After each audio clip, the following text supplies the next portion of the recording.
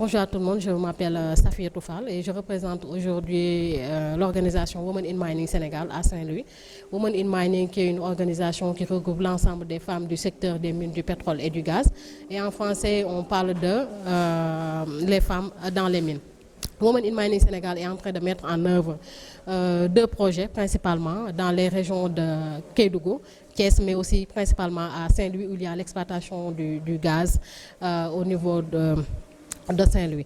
Et par rapport à ces projets-là, ce qu'on cherche le plus, c'est pouvoir renforcer les droits socio-économiques des femmes dans le secteur. En quoi faisant? En les appuyant sur le plan de la formation, de la formalisation, mais également du financement.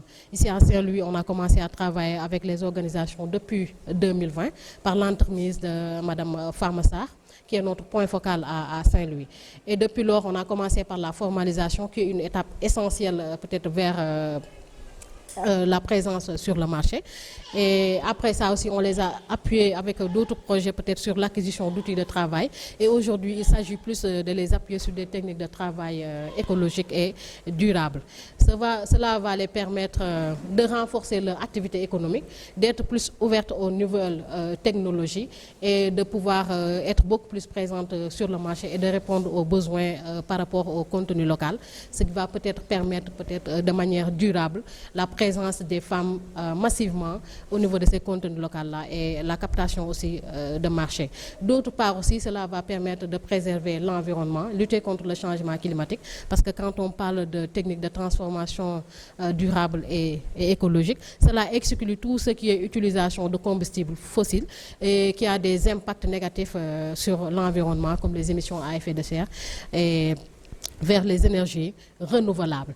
Et c'est dans ce cadre qu'on mène ces projets-là au niveau de Saint-Louis. Le premier projet, c'est le projet d'appui à la prise en compte des inégalités de genre, Impact Paris Genre, financé par AWDF, par l'entremise de Expertise France. Et l'autre projet est financé par African Women Development Fund, qui est une organisation africaine, mais américaine du moins, mais présente dans la sous-région de manière générale et qui appuie WIM Sénégal ainsi que d'autres organisations dans la région à mettre en œuvre ces genres de projets-là.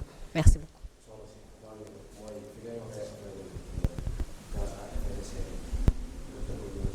Donc, feeñut fene quoi. Ma wax ko ci wolof. Ah d'accord. Moi c'est Farmassar. Je suis femme transformatrice de produits halieutiques, la présidente de l'Union des femmes transformatrices maraîchaises, micro-maraîchaises, le GIE Dansa Dole, mais aussi la point focal de WIM. Aujourd'hui, on s'est réunis dans cette site de transformation de produits halieutiques pour essayer d'appuyer ces femmes qui sont dans le secteur de la pêche. On parle aujourd'hui de pêche, qui est une filière qui regroupe les pêcheurs, les transformatrices, les mareyeuses et micro-mareyeuses. Et nous suivons depuis quelque temps des changements liés à notre secteur d'activité, mais aussi liés à notre environnement. On parle d'exploitation du gaz offshore à Saint-Louis, mais on parle aussi de changement climatique, où il y a même des populations qui ont été délogées par les régions côtières et relogées aussi dans d'autres sites. Maintenant, ces femmes ont besoin quand même d'être appuyées en matière de résilience par rapport à ce qu'elles vivaient avant. Vous savez bien que nos braves femmes ont hérité de ce métier de transformation depuis les ancêtres, mais avec des méthodes très rudimentaires. Si aujourd'hui on a un partenaire comme WIM qui était ici depuis le début, en 2020, où on a commencé à travailler avec Women in Mining ici à Saint-Louis, avec l'installation du réseau des femmes, de l'Union locale des femmes transformatrices, mareyeuses, micro-mareyeuses, le GIE Dansa Dole, qui... Non. S'il vous plaît, Wahdi. Tout d'abord, remercier WIM qui a été là depuis le début, à accompagner ces braves femmes qui étaient dans le métier de la transformation avec l'installation de l'Union locale des femmes transformatrices, mareyeuses et micro-mareyeuses, qui regroupe aujourd'hui 18 organisations dont le nombre des femmes sont au nombre de 654 femmes, et qui ont aussi eu l'opportunité d'être accompagnées toujours par WIM Sénégal en appui avec des matériels, des caisses, qu'ils ont mis à la disposition des mareyeurs qui, à chaque fin du mois, ont quelque chose à redonner à cette union locale pour leur permettre de fonctionner et de faire aussi des formations à toujours un renforcement de capacité pour ces femmes.